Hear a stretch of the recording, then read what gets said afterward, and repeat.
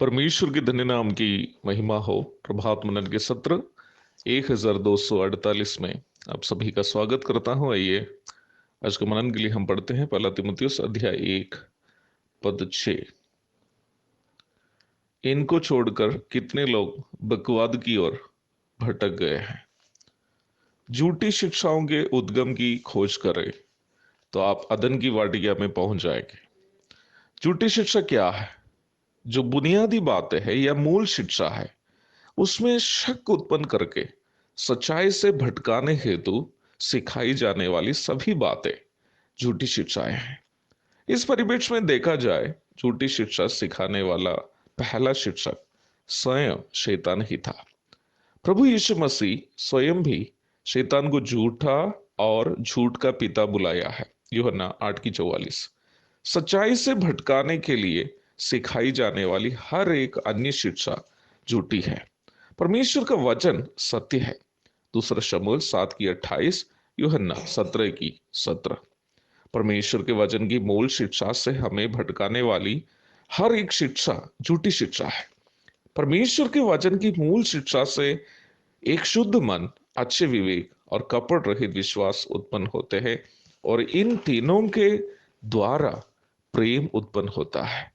परंतु झूठी शिक्षाओं से प्रेम नष्ट हो जाता है और कई लोग विश्वास से भटक भी जाते हैं।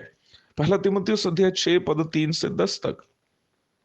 अदन की वाटिका की ओर जाइए और देखिए शैतान ने कैसे आदम और हवा को, जो हमारे आदि माँ बाप है, भटका दिया था। परमेश्वर ने आदम से कहा, तू वाटिका के सब वृक्षों का फल बिना खटके खा सकता है, पर भले या बुरे के ज्ञान का जो वृक्ष है उसका फल तू कभी ना खाना, क्योंकि जिस दिन तू उसका फल खाएगा उसी दिन अवश्य मर जाएगा। उत्पत्ति अध्याय 2 पद 16-17। परमेश्वर के इन शब्दों पर यदि आप ध्यान देंगे तो आप अवश्य समझ जाएंगे कि परमेश्वर ने जो भी बातें कही उसमें बहुत स्पष्टता था। शक और संदेह करने की कोई बात नहीं थी। परंतु वही बातों पर शैतान जब स्त्री से बात कर रहा था, उसकी कोशिश ये थी कि शक उत्पन्न हो। शैतान पूछता है, क्या सच है कि परमेश्वर ने कहा तुम इस वाटिका के किसी वृक्ष का फल ना खाना? परमेश्वर ने मात्र एक वृक्ष के फल खाने से मना किया था, जो शैतान भी अवश्य जानता ही होगा। फिर भी उसका सवाल यह था कि किसी भी वृक्ष का फल खाने से क्या परमेश्वर ने मना किया?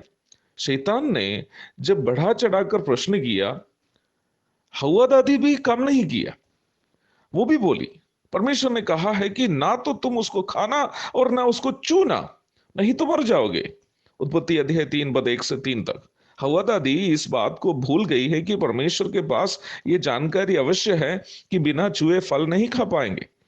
परंतु याद रखना, जब हम भटकाऊ शिक्षाओं के चंगुल में फंस जाते हैं, यहां तक परमेश्वर की क्षमताओं पर भी हम शक करने लगते हैं और परमेश्वर को हमारे जैसा एक दुर्बल व्यक्ति समझने लगते हैं।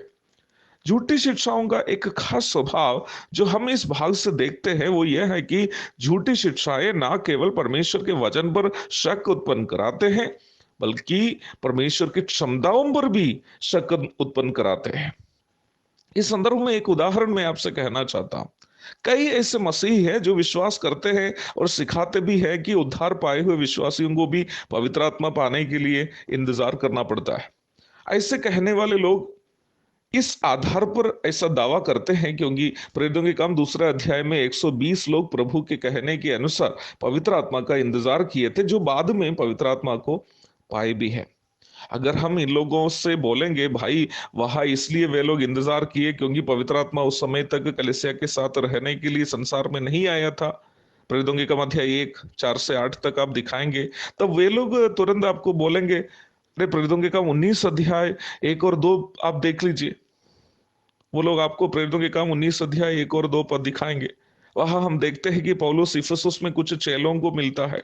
आप ये जानते होंगे कि उस जमाने में यीशु मसीह के विश्वासी को भी चेले कहलाए जाते थे। तो यहाँ पौलुस कुछ चेलों को मिल रहे हैं।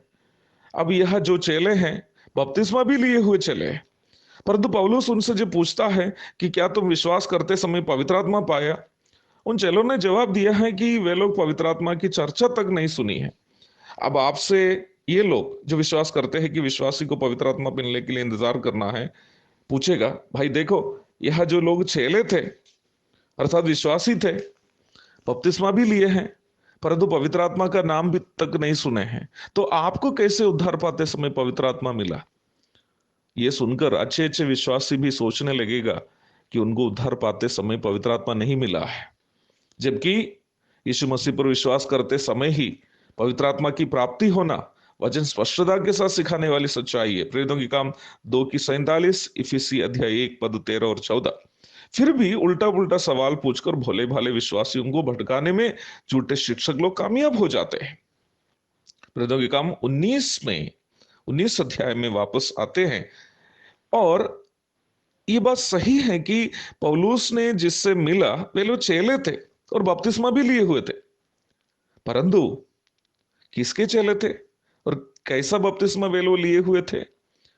19 अध्याय की 3 से ये बात स्पष्ट है कि वे लोग यूहन्ना बपतिस्मा देने वाले के चेले थे, और जो बपतिस्मा वे लोग लिए थे वे यूहन्ना के द्वारा दिया गया मन फिराव का बपतिस्मा था, ना कि पिता पुत्र पवित्र आत्मा के नाम में दिया जाने वाला बपतिस्मा जो हम उद्धार पाए हुए लोग लेते हैं। अर्थात पौलुस जिन लोगों को इफिसुस में मिला वे लोग इसलिए पवित्र आत्मा की चर्चा तक नहीं सुनी थी क्योंकि वे लोग उद्धार पाए हुए नहीं थे। परंतु इतना समझने के पूर्व कई लोग जो यहां तक उद्धार पाए हुए होते हुए भी पुनः पवित्र आत्मा की प्राप्ति के लिए प्रार्थना दुआ करने लगते हैं, इंतजार करने लगते हैं।